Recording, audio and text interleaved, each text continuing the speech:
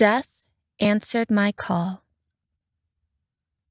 I answer the phone and hear Dave say, "Christy, I hate to be the one to tell you this, but Joe had an accident." No. Oh, please no. I'm not sure whether I actually managed to say the words out loud or whether they just echo in my head, in my heart. I've always known this could happen. Joe's a skydiver, and there's always that chance that something will go wrong. He's certainly lost enough friends over the years. But I never believed it could happen to him. Christy, I'm here. He's in pretty bad shape. The paramedics are with him now. They've got him stabilized. I stare at the wall, at the photos of us together throughout the years. Hawaii, England, New Zealand. Should I go to the drop zone or... No, meet us at the hospital. Okay. After I hang up the phone, I stare around the living room, unsure what to do. I need to leave. I need to be there when he arrives, to see him before they wheel him off to surgery. But there are things I should do first. What are they? I look at the dog. When did I feed her last? When will I be back? Should I call Suze and ask her to come by? No, not Suze. She'll be too distraught to help. I overflow the dog's bowl with food. She'll probably eat it all before I even leave the house, but at least I tried. My computer is still on. A half-finished report stares at me from the screen. Should I call my boss? Let him know what's happened? No, I can't talk to him right now. I'll start crying, and men hate when women cry, especially bosses. At least mine always have. I shoot him a quick email. Joe in the hospital, leaving now to meet ambulance. We'll check in later. My hands shake as I type, but I force myself to finish. I slam the laptop shut, grab my purse, and rummage around for my keys. Where the hell are they? I can feel the tears coming as I frantically search all the usual spots. The kitchen table, the breakfast bar, the bowl on the living room table. Where the hell are my keys? Then I remember. Damn Joe. He would finally remember to install that stupid key holder the day before he got in some frickin' skydiving accident. I grab the keys off the conveniently located key holder and race out the front door, slamming it behind me. I pull up to the hospital just as the ambulance is arriving. I know it has to be his. Topo is a pretty small town. Not likely there would be two accidents, needing an ambulance at the same time. Thankfully, George is one of the EMTs. I'm not used to seeing him in his uniform. Usually he's sprawled on our patio watching the sunset after a long day of jumping. "George, how is he?" I ask. "Christy." George gives me a quick hug. "It's bad. We did what we could, but if he makes it through, it's gonna be a tough road." George's partner rattles off a whole litany of information to the nurses who meet them at the door. I hear words like arrested and fractured pelvis and punctured bowel, but they don't mean anything to me. They start to wheel him away, picking up speed. "Wait, let me see him, please." I can see that the nurses want to keep going, but George stops them. "Baby? Baby, can you hear me?" I ask, coming up beside Joe. He can't. His eyes are glazed, open but not aware. His nose is bloody and there's a huge gash above one eye. He's wearing one of those neck braces you always see in TV shows. I reach for his hand, but it's wrapped in layers of gauze, blood already showing against the pure white fabric. They've thrown a blanket over the lower part of his body, but the lumps underneath aren't parallel like normal feet and legs should be. The nurses start to move again, taking Joe away from me. No! George steps between me and the gurney. Let them take him, Christy. No! I fight my way out of his grasp. Dave grabs me from behind, wrapping me in a giant bear hug. He must have just arrived. Christy, come on, girl. Let him go. He cradles me against his chest as they take Joe away. I collapse, letting the tears finally catch up to me now that it's just a waiting game. Come on, let's get you inside. Dave leads me through the automatic doors and into the pastel waiting room, all muted peaches and teals.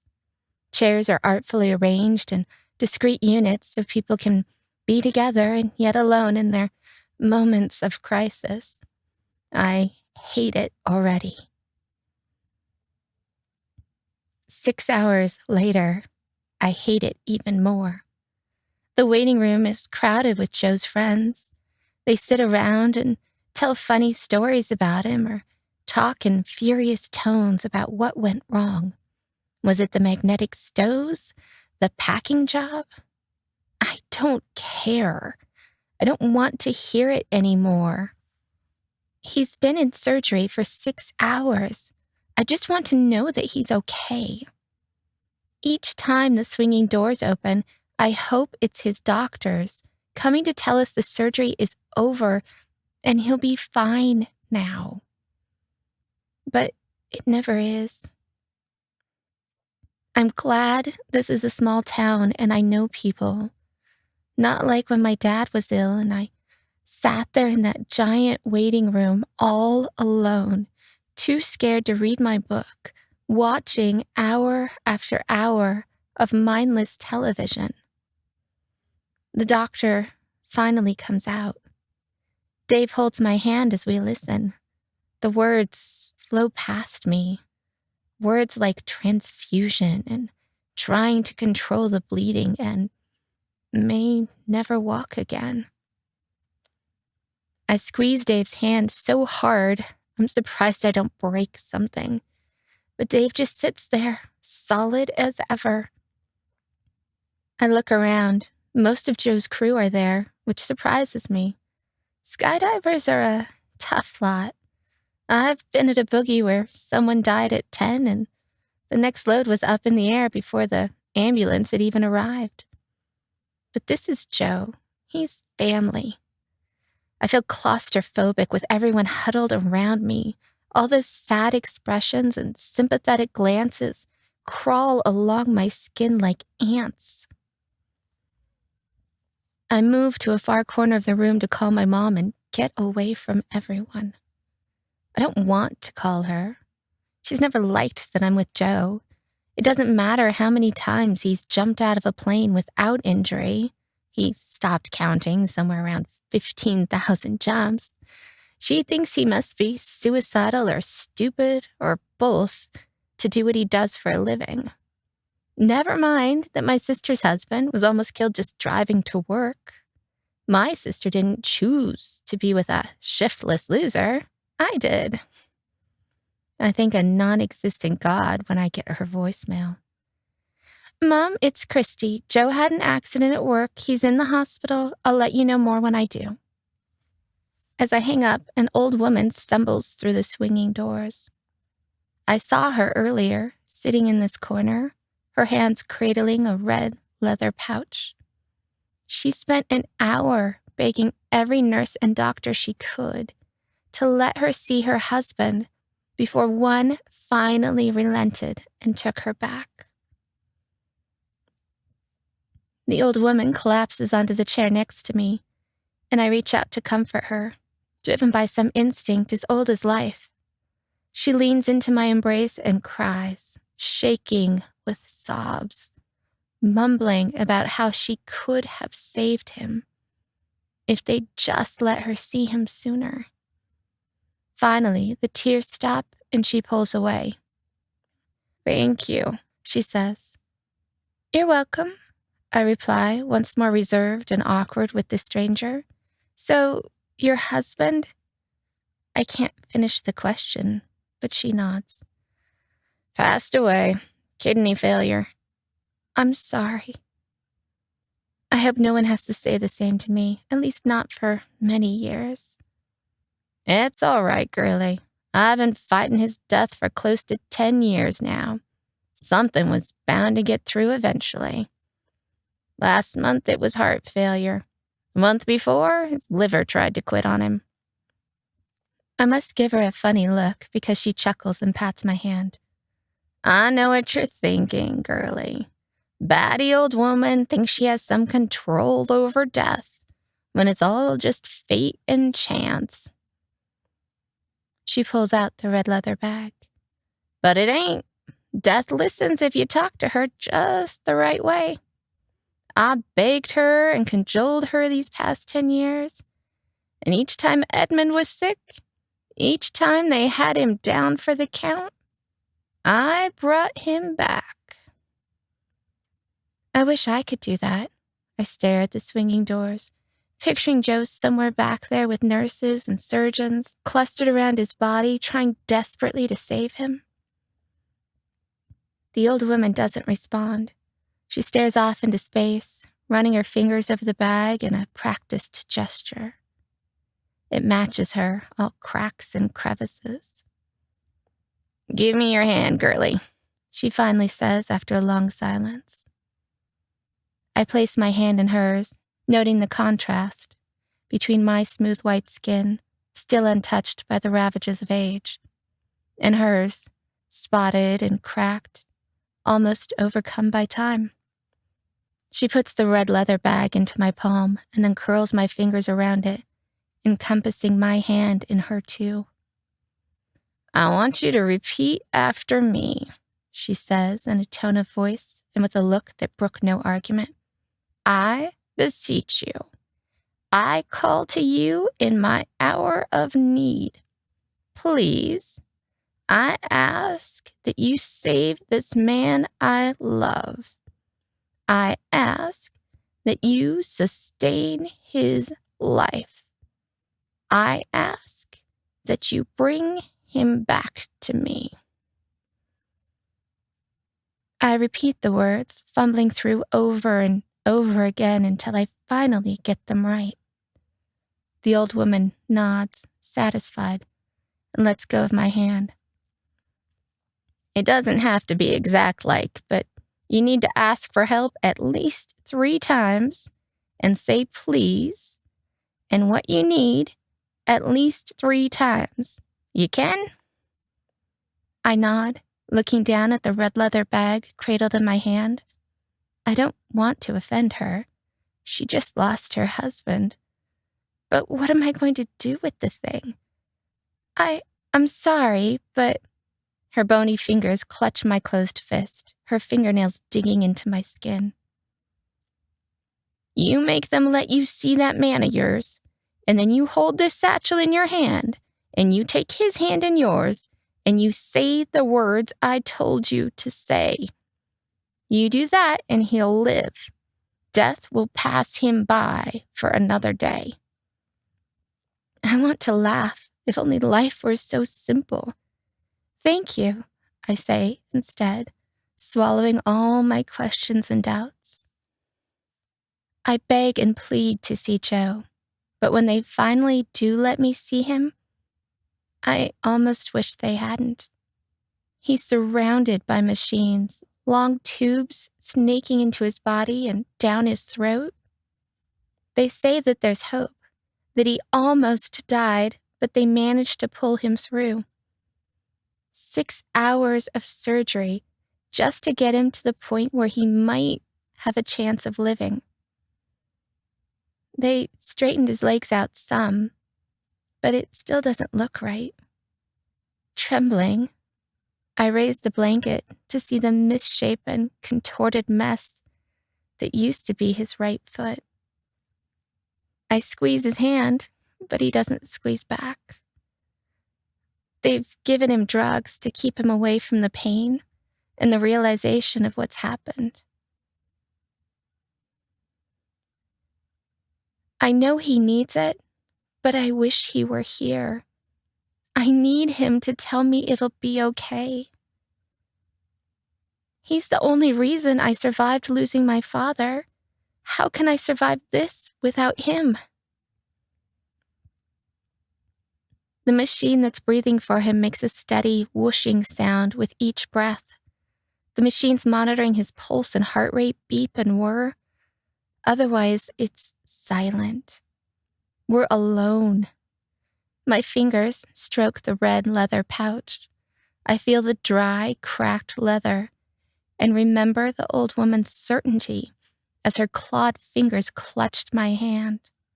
She was so certain, and I'm so lost. I grasp the little bag with one hand and Joe's arm with the other. I say the words. I beseech you, I call to you in my hour of need. Please, I ask that you save this man I love. I ask that you sustain his life. I ask that you bring him back to me.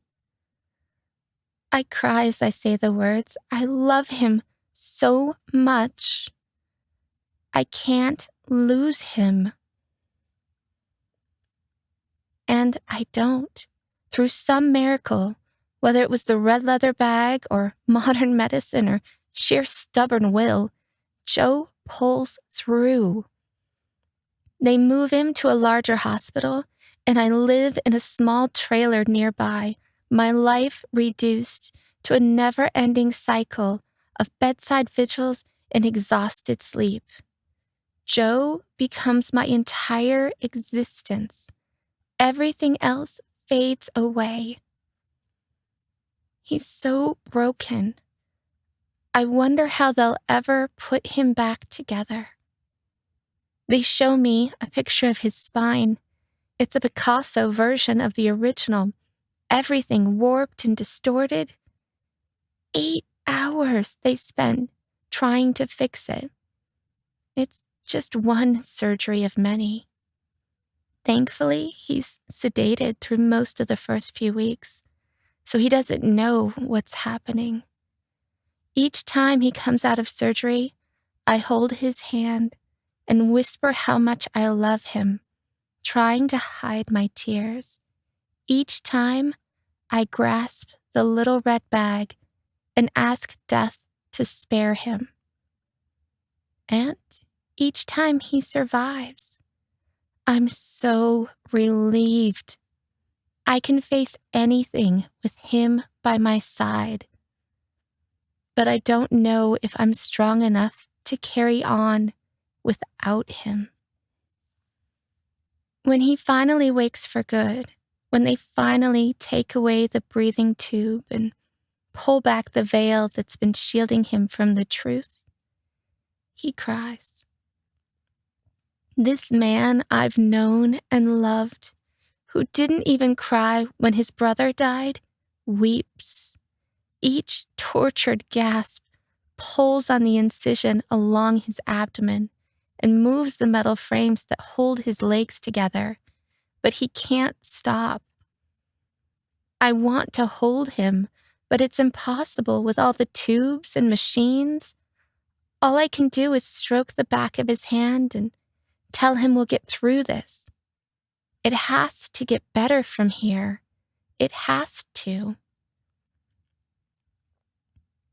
But it doesn't. They take his feet, saw through the bones and tissue, and leave him with 2 stumps of flesh just below the knees. He tries to bury the hurt and pain under stupid jokes, thinking I won't see how scared he is. But I know him too well. It's okay, Christy. He squeezes my hand. This is a good thing, the first step in our new future. It's a joke. I know it is, but even he doesn't laugh. I catch him staring at the empty end of the bed, and I know he's wondering whether he'll ever be able to return to the man he was before. A man who did whatever he wanted, whenever he wanted. A man who was free. We're sitting in his room one night, both pretending to watch the television when he screams in pain. "What is it?" I ask, pushing the button for the nurse. "My foot. It feels like my right foot is on fire." The nurse arrives, but she's useless. How do you treat pain in a limb that no longer exists? I hold his hand as he struggles to breathe, but he wrenches it away. "You should have let me die," he says, glaring at me. "It'll get better. You'll see." I try to take his hand back, but he won't let me.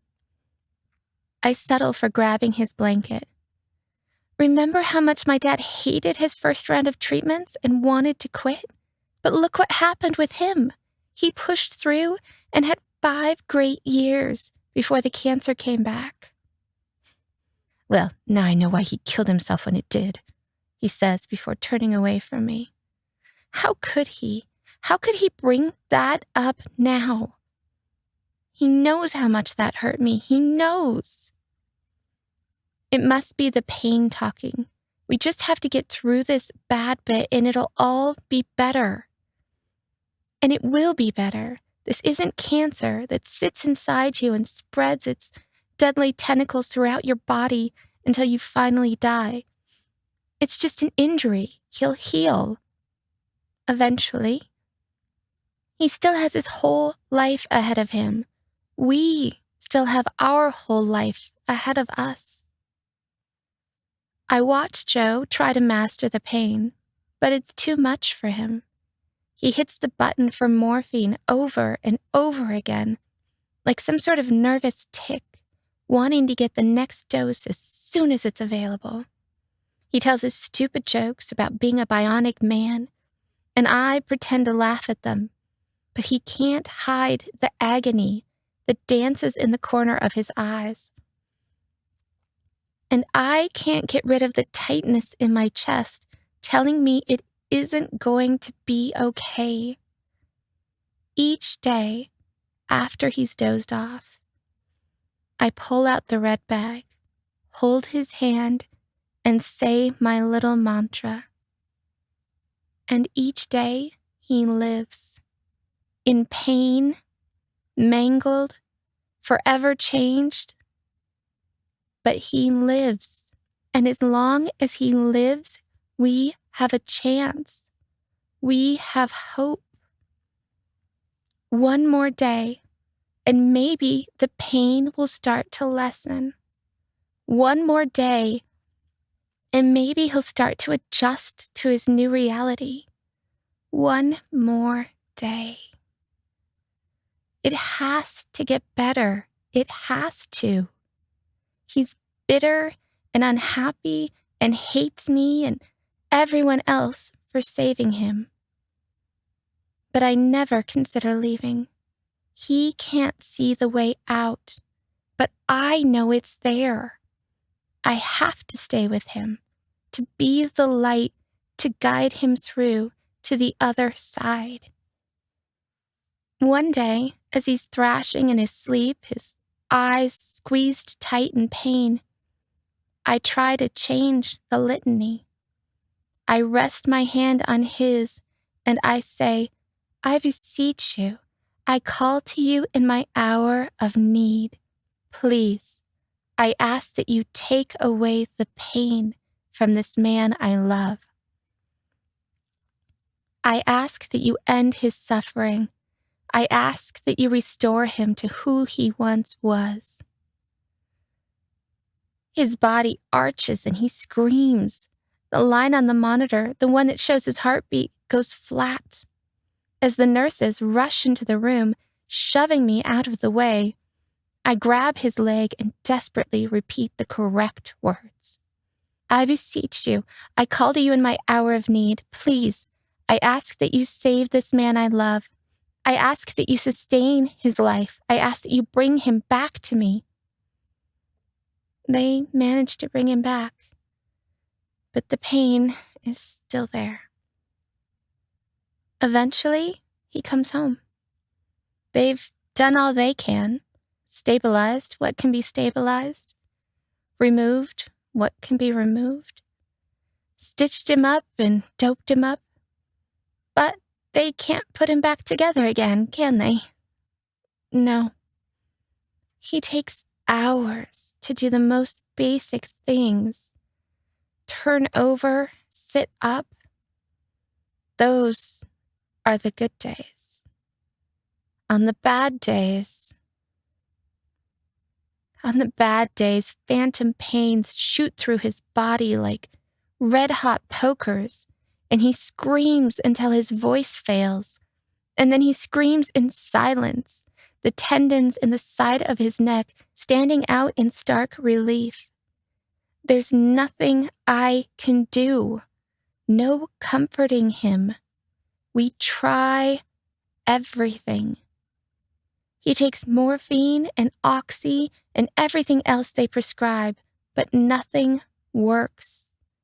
Dave brings him marijuana, but it only dulls the edges. I continue to hope this will pass, that we'll find a way through. I try to stay positive, to stay happy, to see how far we've come instead of how far we still have to go. But it's hard, so hard. And each day, in the brief moments when he sleeps, exhausted to the point where even the pain can't hold him conscious, I take the red leather bag, squeeze it in my hand, and beg death to stay away. She does. We're in bed one night. It's 4 a.m, and he screamed himself hoarse. I'm pretending to sleep, but I'm lying there beside him, my face wet with tears.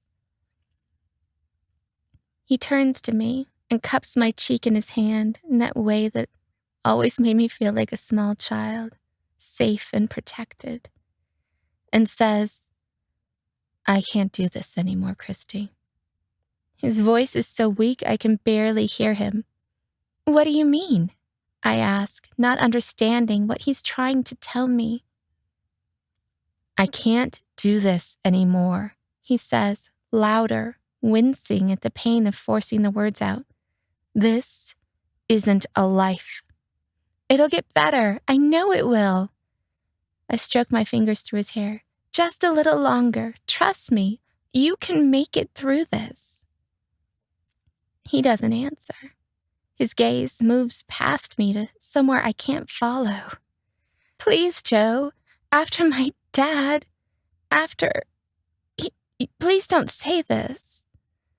I try to get him to look at me, but he won't. He lies back down and closes his eyes, pretending to sleep, even though we both know he isn't. I lie beside him, crying silent tears, wishing there was something more I could do. After that, I never leave him alone. I won't fail this time, not like I did with my father. I know things will improve. Joe just has to hang in there long enough to see it too. Dave and his girlfriend Kelly come to the house one morning and tell me they've arranged a spa day for me. Dave's the only one Joe will see anymore. Joe banned the others. Said they reminded him too much of what he lost and can never get back. It's just Joe, Dave, and me in this little hell. "Go," Dave says. "I'll take care of him." I look to where Joe's sleeping on the couch, the dog curled up in the space where his feet should be, and shake my head. "I can't leave him alone." "He'll be fine. You need this. Go." Kelly grabs my arm and starts pulling me towards the door. "Trust me, this is exactly what you need," she says. "Dave will keep an eye on him." "But Dave..." I can't form the words. Can't tell him that Joe wants to die. Not with Kelly here. "Go, Christy. I'll be here the whole time." "Just don't leave him alone, okay? Promise me."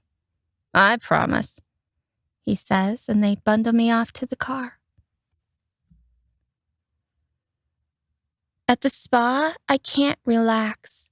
Every time the masseuse moves from one spot to another, I tense back up, my body refusing to let go. I call a cab and go home. And when I get home, Dave is sitting in the front room and tells me that Joe's sleeping in the bedroom. But that's not possible. Joe's pain won't give him more than an hour or two of rest at a time, and never at this time of day. I rush past Dave and see Joe lying on the bed, his chest hardly moving.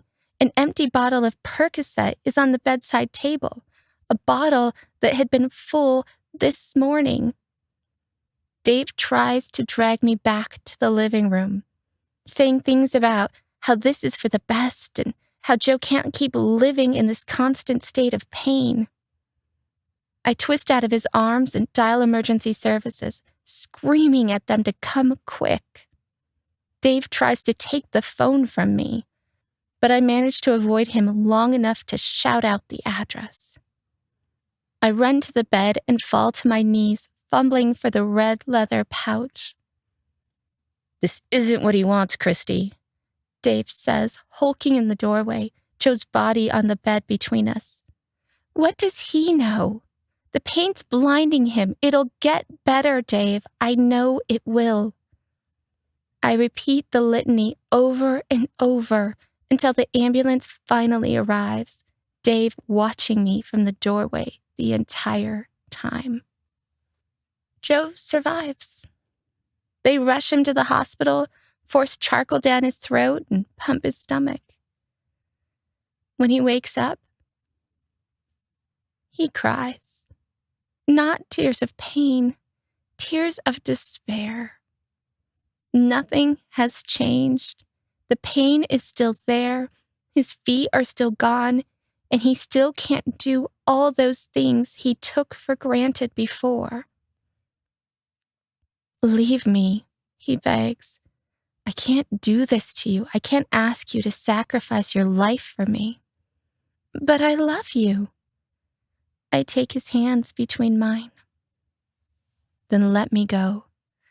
No, you can get through this. I know you can. It'll get better. You'll get artificial feet and be able to walk on your own again, and they'll do another back surgery, and it'll help with the pain. It'll get better. He takes my chin in his hand and forces me to look him in the eyes. You're 32 years old. Do you really want to be with a man who may never be able to make love to you again? Do you really want to be with a man in constant agony? Do you want that? I want you. And I do. I can't explain it to him, but I just want him. In whatever form he takes. Joe doesn't try to kill himself again, but he withdraws somewhere deep inside. I accept his silence as my punishment for saving him, but I don't regret what I did. I stare at the pictures on the wall of our life together, our first date at the town fair, our first skydive together, the week we spent in Hawaii for our 3rd anniversary. And I know we have so much left to do. This can't be the end. He kept me together when I was ready to quit after my dad died. Now I have to keep him together through this. That's what couples do for each other, isn't it? I look at the note my father left. I read his words about not wanting to go through that pain again. Remember how he begged me to forgive him for not being strong enough. And I cry. I won't lose Joe. Not like that. This pain will pass. I know it will. And until it does, I'll be strong enough for both of us. things seem to get better. His pain eases a bit, and we slowly start to make progress. Joe even smiles a few times. But then he gets a bowel infection. We spend hours in the emergency room, sitting on cold plastic chairs, surrounded by kids with the sniffles, before they finally see him. It's 1 a.m. when the young man who calls himself a doctor examines Joe. There are bags under the man's eyes, and he's blinking like a toddler trying to stay up past his bedtime. But it only takes moments for him to realize something is very wrong. They rushed Joe into surgery, barely saving his life. He's in the hospital for a week. Through it all, I continue to hold the little red bag, continue to plead with death to spare him. And he survives. For another day, another week, another month. I do research and find an experimental back surgery that could help. In the middle of winter, frost covering the ground, they operate. And it works. He has whole days without pain. We start to believe, to see a future. We can never go back to how things were before. We realize that. But maybe we can find a way to a new life. See, I say, I knew things would improve. You just had to hang in there long enough. His eyes crinkle from joy for the first time since the accident, and I can't hold back my tears. We're finally on our way. I knew it. I knew if he hung on long enough, he'd make it through. But then, I wake up one morning, the sun just starting to shine through the blinds, and see Joe lying beside me, holding a pillow against his mouth, trying to hide his screams from me. The pain is back, worse than before. Joe starts taking too many of his pain pills. They don't eliminate the pain, but they let his mind go somewhere else, dull the edges of reality. He's abandoned me, left me alone. I can't handle it. I can be strong for him, but I can't be strong without him. I hide the drugs, dole them out one by one. Dave finds him more. I take those away too and forbid Dave from seeing him. I tell myself this is only a little setback. The pain will go away again. But I'm not sure anymore. As Joe screams and begs to die, I kneel by his bedside with the little red leather bag cupped in my hand, and I say, I beseech you, I call to you in my hour of need. Please, I ask that you save this man I love. I ask that you sustain his life. I ask that you bring him back to me. And he lives. Day after day, he lives.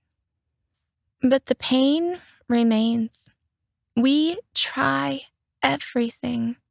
Pressure chambers, acupuncture, massage, mirror therapy. Nothing works.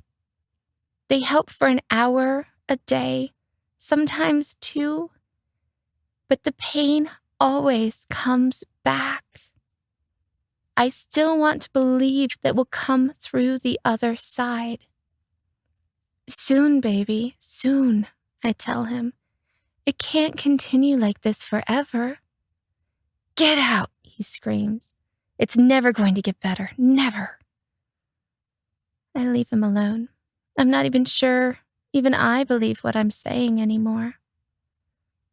Then the day comes when it's all too much. I'm lying exhausted on the couch, Joe asleep in the bedroom. I hear a loud blast of sound and race to his side. There's blood everywhere. I don't know how he did it, but Joe got a hold of his old hunting rifle. He's alive, though. He wasn't strong enough to aim it properly. I call emergency services, begging them to hurry. And while I wait, I take his hand in mine, wrapping his fingers around the red leather bag, and I beg death to spare him yet again. We've come so far. How can we quit now? He watches me through slitted eyes, his face expressionless. They bring him back, but not all the way. His speech is slurred, his movements shaky. Sometimes he can't find the right words, and I see his anger and frustration build day by day. I see his hatred of me for saving him. I try to use the little red bag when he's awake, and he slaps it out of my hand, grunting his disapproval. I know he wants me to stop, but I can't live without him. I can't just let him quit like this. As the days go by, his skin turns yellow. We find ourselves in yet another hospital room, yet another sanitized space with machines and curtains on tracks. The doctor talks to us about liver failure. He says he can't recommend a transplant given the circumstances. I argue and fight until he admits that if someone were willing to donate direct to Joe, that the hospital would do the transplant. I smile. Everyone loves Joe. Someone will do it. I know they will. We'll get through this, too. I just need to keep him alive until then. After the doctor leaves, I kneel by Joe's bed and take his hand in mine, holding the red leather bag in the other. Joe reaches out, stronger than he's been in days, and wrests the red leather bag from my hands. No, he says, even this one word slurred. No. He shakes his head as I cry and try to get the bag back from him. He's crushed it in his fist, and I can't pry his fingers apart. Please, Joe, don't give up on me. Not yet. He makes an angry gesture, telling me to look around, forcing me to finally see what our lives have become. Pain, suffering, loss. He struggles to get the words out, but finally they come. Let me go. I bury my head against the side of the bed. His hand strokes my hair as I sob into the blanket. I don't want to lose you, I say. Live for me, please. Don't leave me. Don't give up on me. Not living, he says. He's right. This isn't a life. Not anymore. I look at the little red bag in his hand, considering. He closes his fingers around it, pulling away from me. Wait, let me try something. He doesn't want to, but he lets me wrap my hands around his. I stare deep into his eyes as I whisper, I beseech you. I call to you in my hour of need.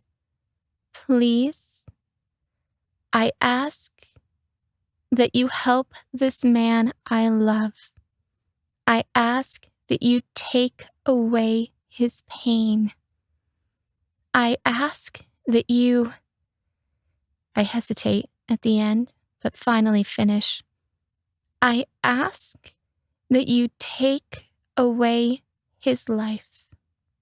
I see the hint of a smile as Joe redlines. It's over in minutes. The doctors say it was an aneurysm, probably an after effect of the bullet. I know the truth. I called death, and she answered my call.